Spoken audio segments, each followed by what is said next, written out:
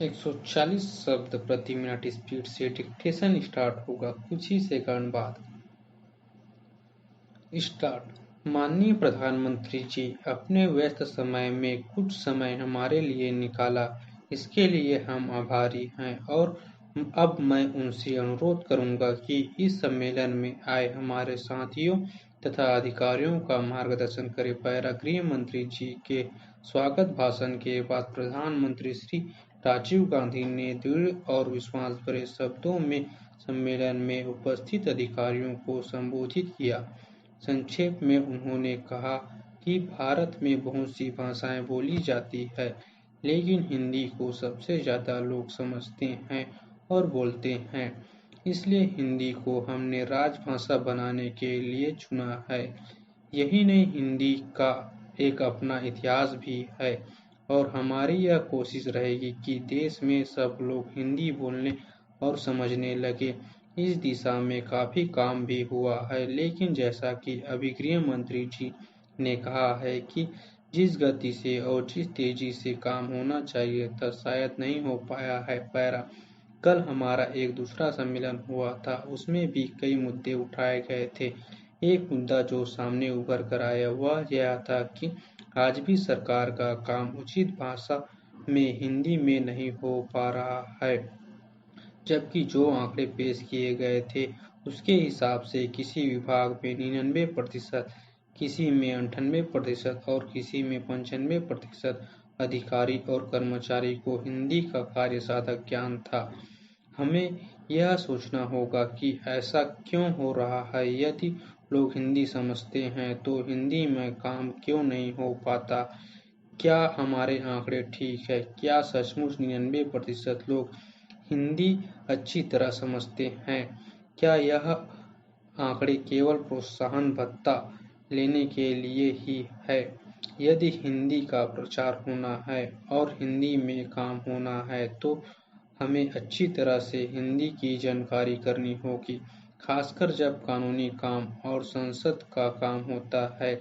हमें यह भी सोचना होगा कि हम किस कारण से इस दिशा में पीछे रह गए हैं, कहां पर हमने ध्यान नहीं दिया और उसे ठीक करने से उपाय भी सोचने होंगे। लोगों को यह अनुभव नहीं होना चाहिए कि उनके ऊपर हिंदी जबरदस्ती थोपी जा रही है, क्योंकि अगर उन्हें यह लगा तो वे विरोध करेंगे। जो काम हम प्यार से और समझाकर कर सकते हैं वह जबरदस्ती करने से नहीं हो पाएगा। इस बात को अच्छी तरह से समझकर, जिसमें इतनी भाषाएं बोली जाती है वहाँ यह भी आवश्यक है कि एक भाषा ऐसी हो जिसे सब लोग समझें और जो पूरे देश को एक सूत्र में बांध सके। हमने इसके लिए हिंदी को चुना है। पैरा। माननीय सभापति जी, मुझे इस बात की प्रसन्नता है कि माननीय सदस्यों ने अविश्वास प्रस्ताव पर अपने विचार बड़ी भावना के साथ और अपने दिल की गहराई के साथ प्रकट किए हैं। आज हमारे देश की एकता को खतरा पैदा हो गया है।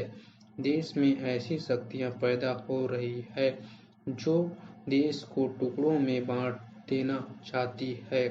इस प्रकार की शक्तियों का सामना किस प्रकार से किया जाए, इस पर हमारे विरोधी दल के सदस्यों को विचार करना चाहिए। लेकिन देखने में यह आता है कि विरोधी दल देश की मूल समस्याओं से मुंह मोड़कर दूसरी साधारण बातों की ओर ध्यान देने लगता है। मैं विरोधी दल के नेताओं से निवेदन करना चाहता हूं कि ऐसे अवसर पर जब हम विचार करना चाहते हैं जिनके लिए हमारे देश में क्षेत्रीय प्रश्नों को लेकर, भाषा के प्रश्नों को लेकर हमारे नागरिक आपस में एक दूसरे के खिलाफ लड़ रहे हैं, ऐसे प्रश्नों पर विचार करते समय हमें दलगत राजनीति से अलग होना चाहिए। ऐसी कोई बात नहीं होनी चाहिए जिससे हमारे देश की एकता को खतरा पैदा हो जाए। आज हम सीमाओं पर क्या देख रहे हैं, एक तरफ तो पाकिस्तान उग्रवादियों को बढ़ावा दे रहा है और दूसरी तरफ चीन हमारी सीमाओं पर विवाद खड़ा कर रहा है। स्टॉप डेली इसी तरह के न्यू डिक्टेशन पाने के लिए इस चैनल को लाइक, शेयर एंड सब्सक्राइब करना ना भूलें। Thanks for watching.